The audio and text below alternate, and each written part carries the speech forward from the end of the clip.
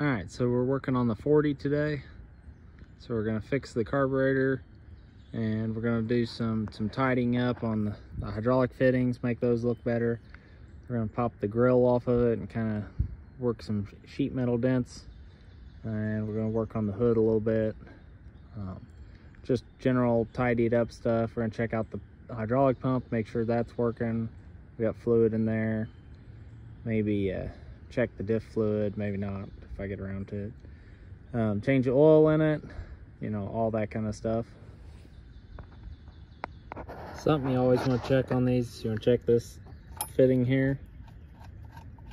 A lot of people don't realize there's a screen inside here. Let's see if we can get it to focus here. That one's actually pretty clean. There's not too much trash in it, but you know, those definitely do get plugged up. Oh, look at that.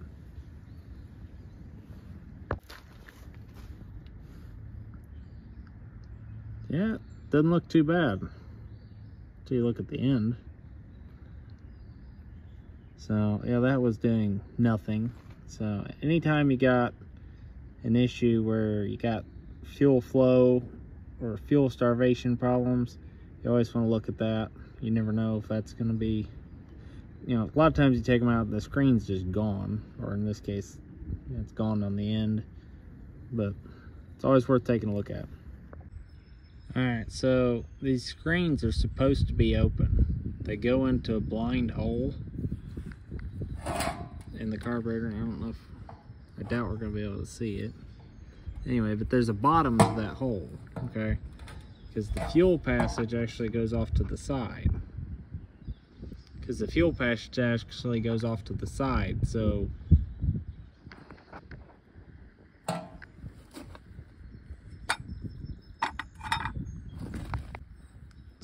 these are supposed to be open on the end here, because these go into a blind hole. They go in and they seat like that. Okay, so the end of the screen is up against the carburetor body, and then the fuel actually comes off the side of the screen over to here and down into the needle and seat, instead of going out the end like you would think. By looking at it, you'd think, oh, well, the trash is going to go right out the end, but it doesn't actually.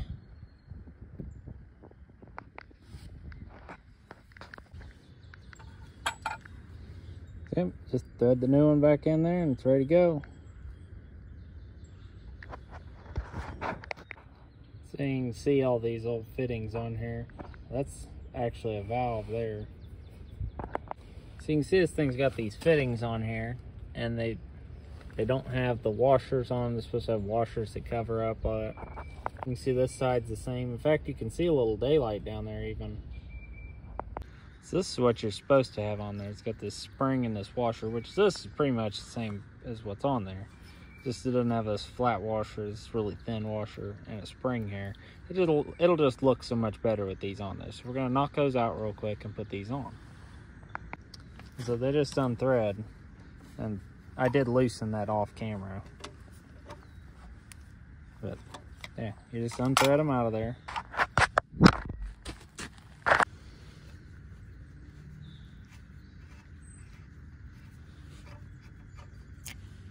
Like so.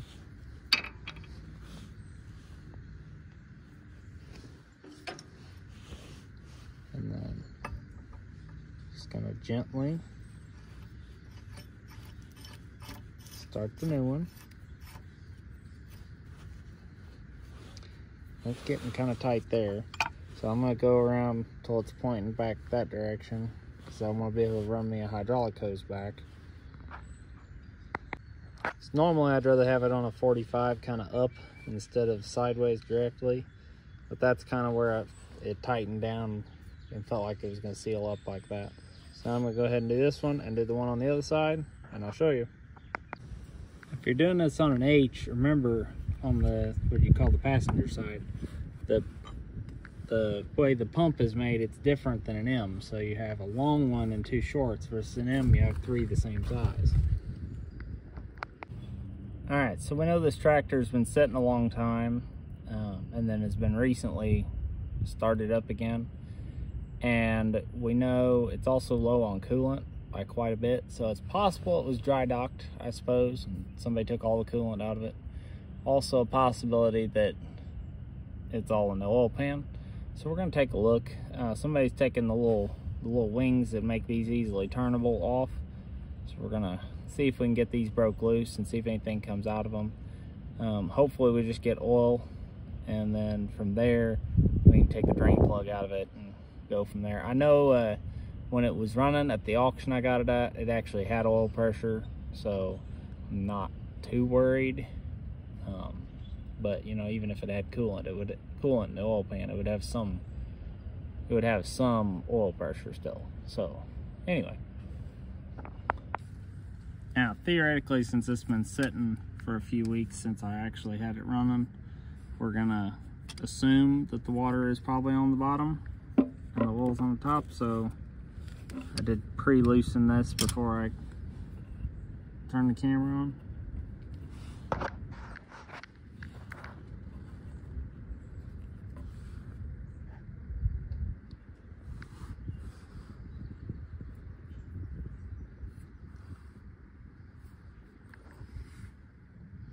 I mean, it's oil. It's definitely old though. So, tighten that back down. Alright, now let's knock the drain pan loose on it, the drain plug loose on it, and see where we get with that. As you can see, there's quite a bit of rust on this drain plug, and it's about half rounded off. So it doesn't want to come out.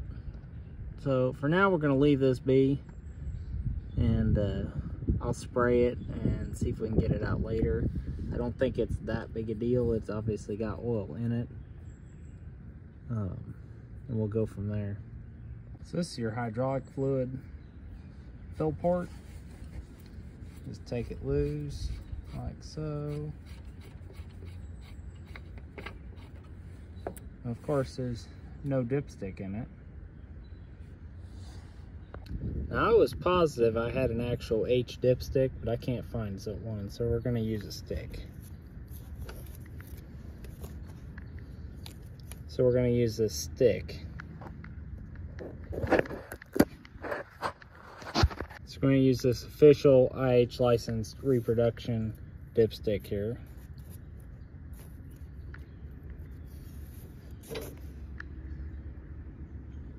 I got nothing.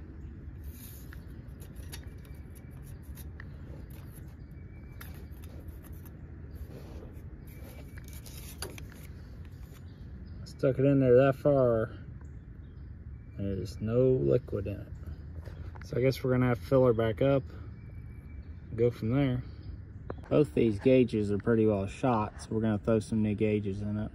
Which, and by good, I mean used. It came from an M that I parted out.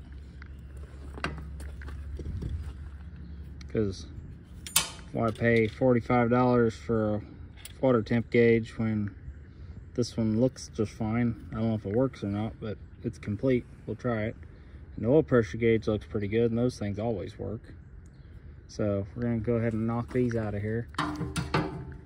As it turns out, there wasn't any retainer on it anyway, so that should just pop right out of there. Same for that one. Should just pop out of there. We'll take this line loose. We'll take this loose here, and we'll go from there. Now we're wondering if there's any coolant in this. This will be the first place we find out. I can't see any down in the radiator.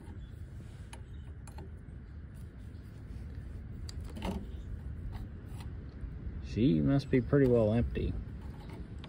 Kind of got me worried. I may pull the drain plug out of the radiator and see what's down there. I hope nobody ran it too long, because there's no drain plug on the radiator, so no wonder it's low on coolant. Well, the pipe plug's gone off the end of the drain for the radiator, so no wonder it's low on coolant. At least I'm less scared now, but now I wonder if it even holds coolant. Hopefully it just got dry docked. So I don't know if you can hear me or not. The wind here is terrible. Here in the Midwest, we had tornadoes and everything else, and rain 3 feet. And so here we are, the wind's blowing 75 miles an hour today. Anyway, we're we're gonna take these 2 screws out, and that should allow us to pull the throttle shaft out. We can replace the throttle shaft, and then this thing should run again. Alright, so we got our new throttle shaft installed. It was a little more delicate than I could run a camera and do at the same time, so there you go. And so we're gonna try to put her back on here and see what we got. So on these carburetors, you gotta make sure that tang gets into that slot. If you don't do that, then the whole world is all wrong. So we got 1 bolt in it, I got it started. Now I'm gonna line this up, put those screws in, get that tightened all up, make sure the throttle's actually working on it this time, and then we'll put the 2 bolts in there.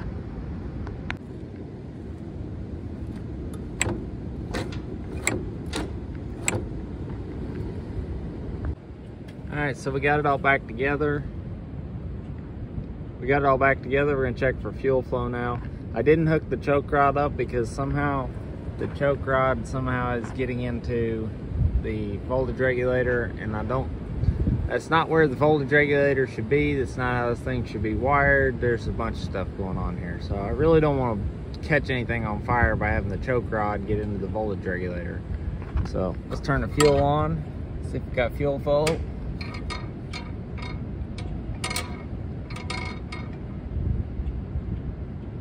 Yep.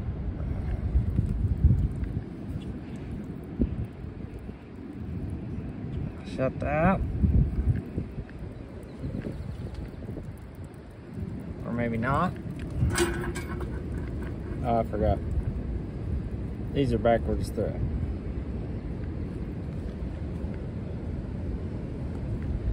Okay, so the sediment bowl's on. You just want remember these are backwards thread. Loosen that. Yep, we got fuel flow. So I'm gonna go find the battery and we'll fire it up. So got it all back together. The battery was dead, so we're gonna have to jump it, but I think we can get her started here.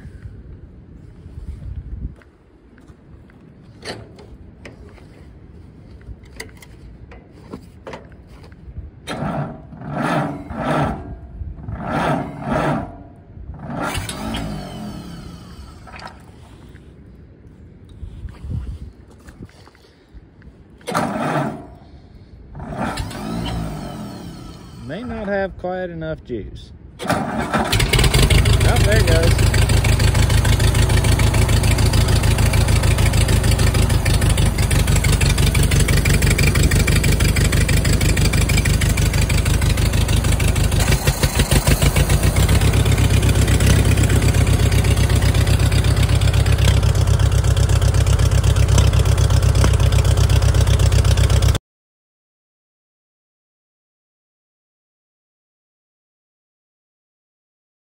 So I got the sediment bowl changed out. The other one was packed full of rust in the inlet. The tank looks like it's got quite a bit of rust in it. I drained the tank completely. It had about 7 gallons in it. And there was a lot of big rust chunks. I had to use a stick to keep digging up in there to keep cleaning the dirt out as it plugged up again and again. And eventually we got her cleaned out, I think. It's flowing fuel now. And we should be able to actually use it now, I hope. So next we're going to put the hood on, put obviously our muffler and air breather back on. We're going to tackle getting the battery installed in it somehow or another, and get her fired up. And actually I think we're going to go put it to work.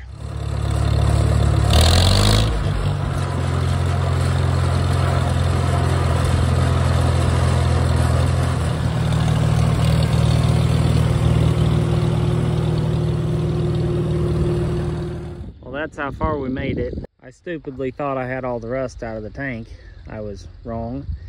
I got about 10 minutes of run time, about 5 minutes getting to the field, and about 5 minutes in the field, and plugged up the sediment bowl again. So I brought my handy air tank over here, see if we can blow back through the line and see if we can get it to run a little longer. maybe get it back to the house.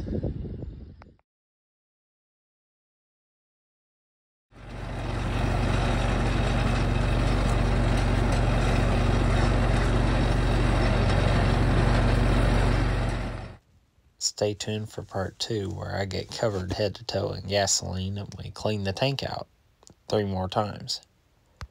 Thanks for watching and have a nice day.